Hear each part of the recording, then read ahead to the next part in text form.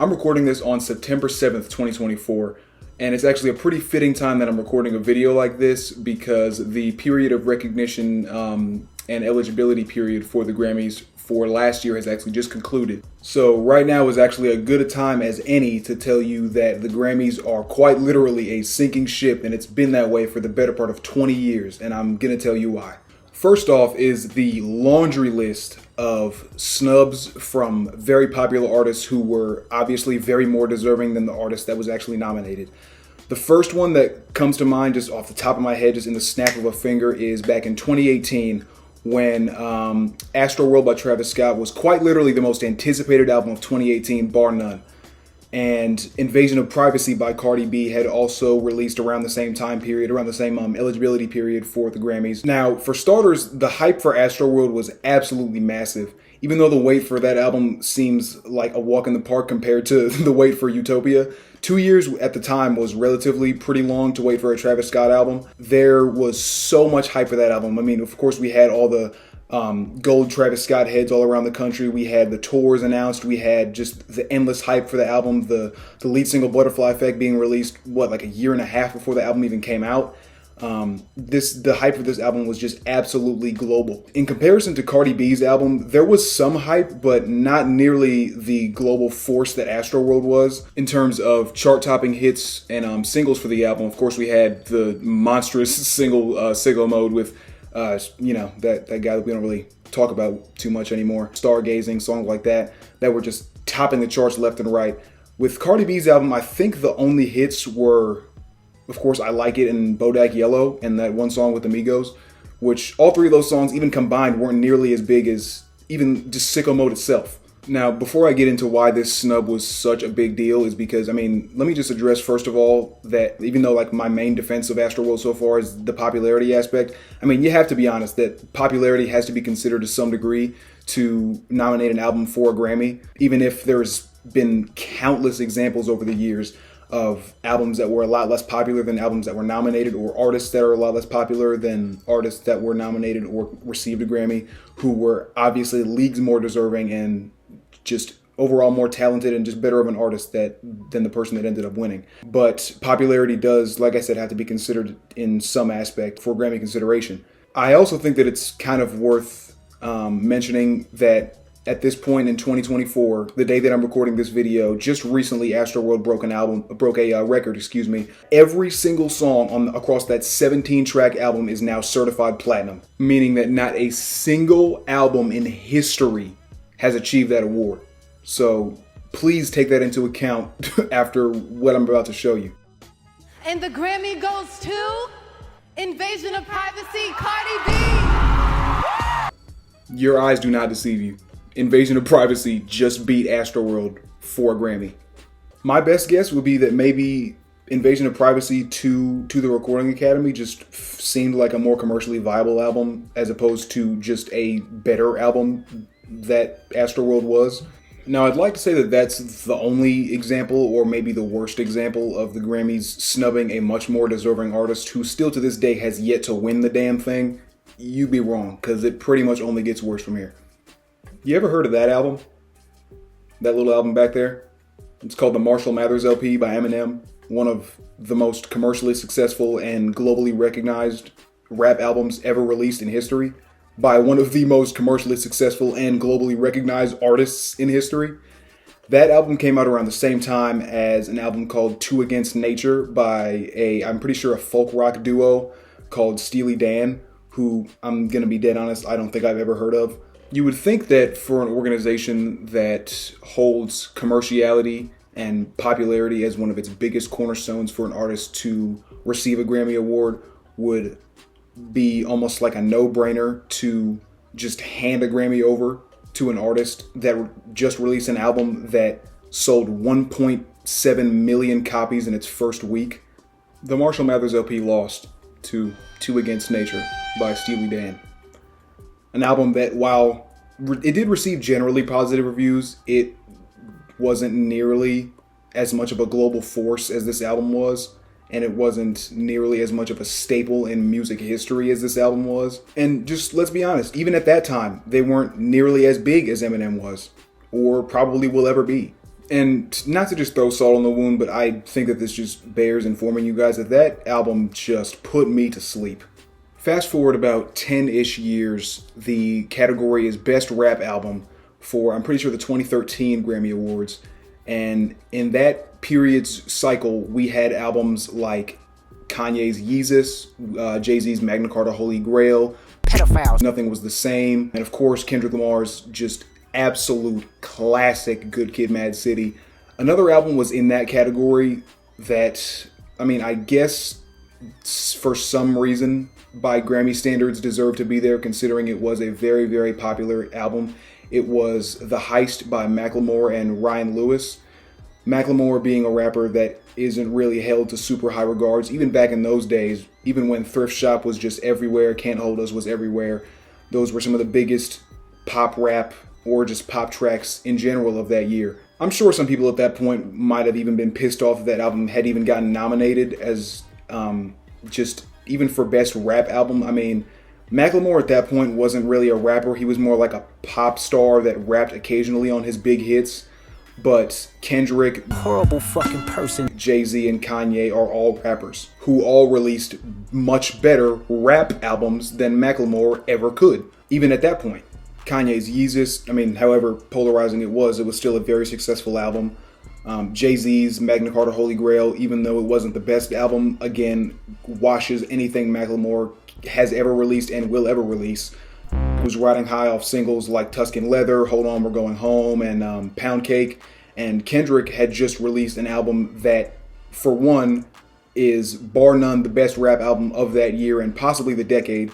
And two, had just released an album that to this day has never left the Billboard charts. That album came out in 2012 and it's never left the Billboard charts since. Macklemore's album, again, while it had a few really big hits, wasn't nearly as successful as any of those albums were. And I'm sure that the rap community in general was pretty well rest assured that Macklemore's album would never touch anything that any of those four artists could ever.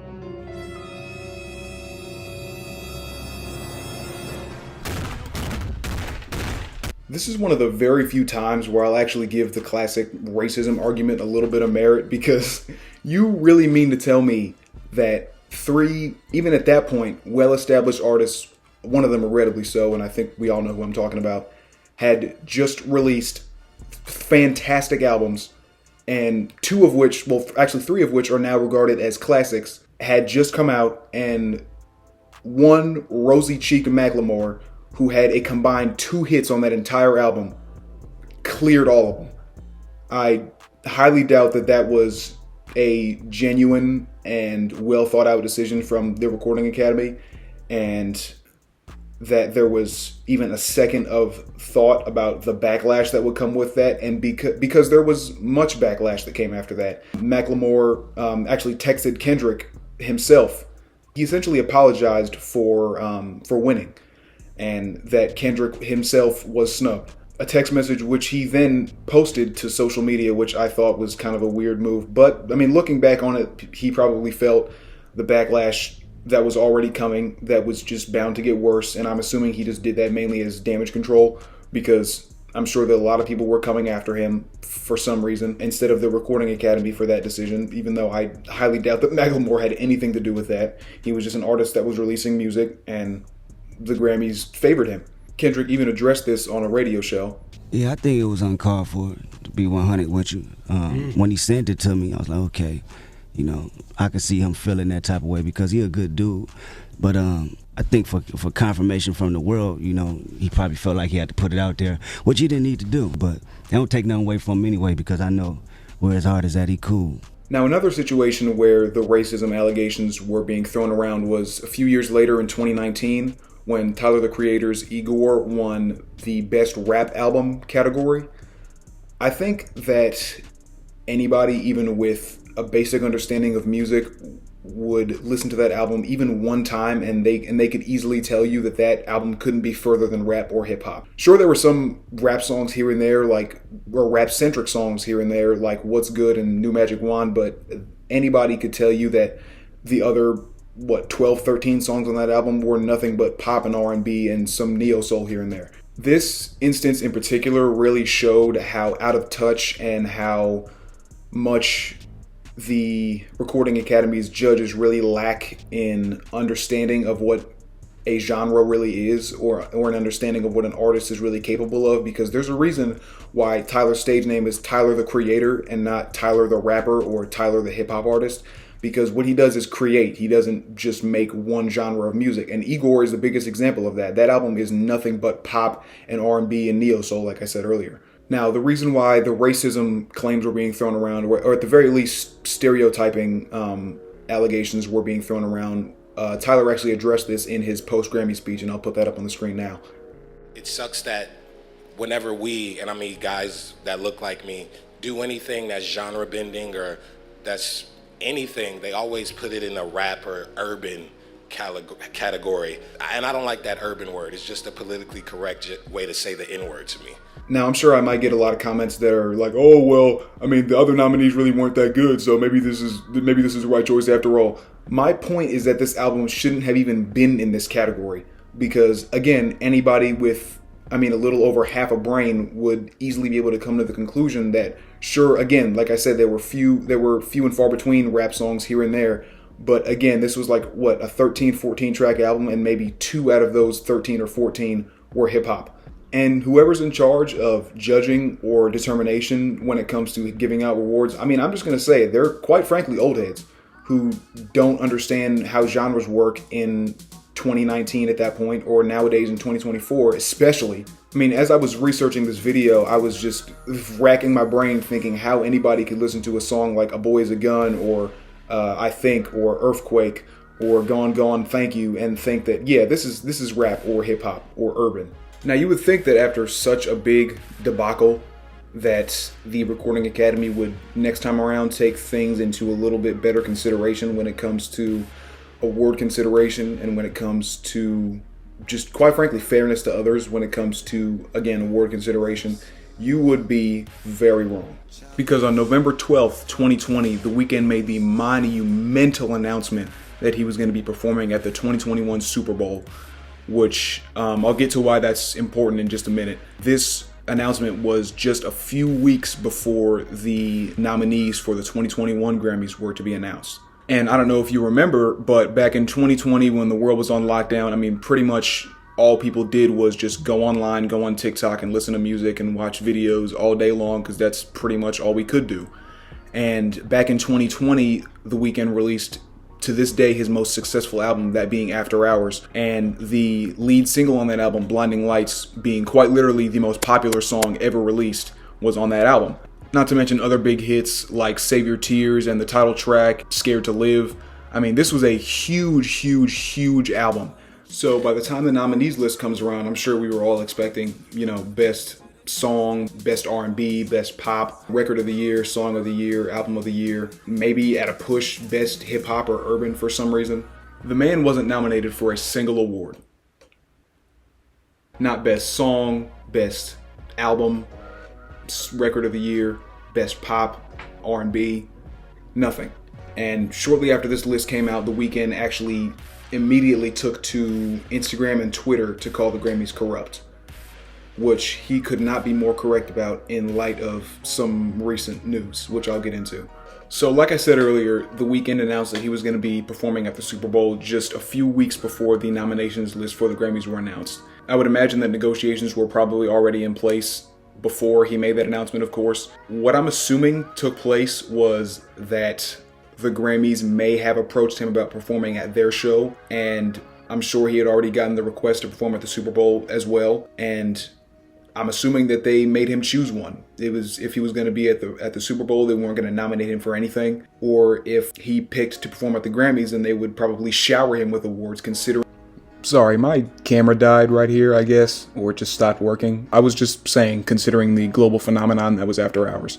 And like any sane person probably would, he chose the Super Bowl because I'm sure, I don't know about you, but I'm sure that if I was an artist as big as The Weeknd, who has never performed at the Super Bowl, and that's probably on every single artist's bucket list, I would probably pick the Super Bowl, considering that the Grammys have been, quite frankly, trash for the last 20 years now, and the Super Bowl is something that very, very, very few artists get the chance to do. So in short, my hypothesis is that the Grammys in general just wanted the weekend all to themselves. And what I mean by that is that up until the 2020 Grammys, the Recording Academy was probably starting to realize that over the years, all the countless snubs and not to mention all the artists that have just boycotted the Grammys in general, they probably started to realize that the weekend was one of their last credible pop juggernauts that were still cool with them. I mean, the Recording Academy had been essentially showering him with awards over the last 10 years, and not a lot of artists could say that they were able to bask in so much praise like The Weeknd did over the 2010s. The Recording Academy pretty much wanted The Weeknd on their leash for as long as possible. And the second that they realized that they were on the verge of losing him, they refused to acknowledge that he dominated 2020 as a whole. And if this ends up being true, the reason why he ended up getting snubbed for all those awards, then I strive to achieve those levels of pettiness when I'm older. You gotta be ashamed of yourself. Real talk. You gotta be ashamed of yourself. Old as you is.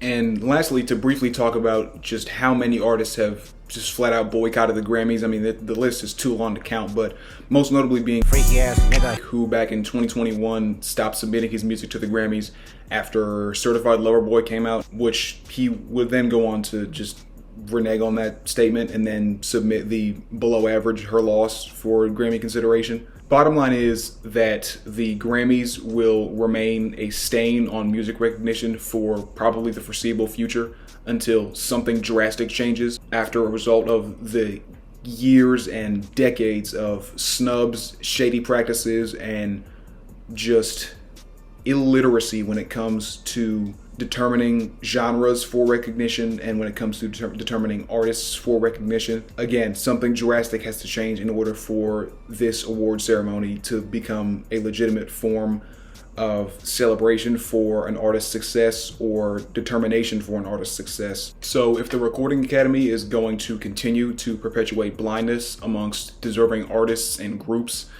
then this downward spiral that's been going on for the better part of half a century is going to continue.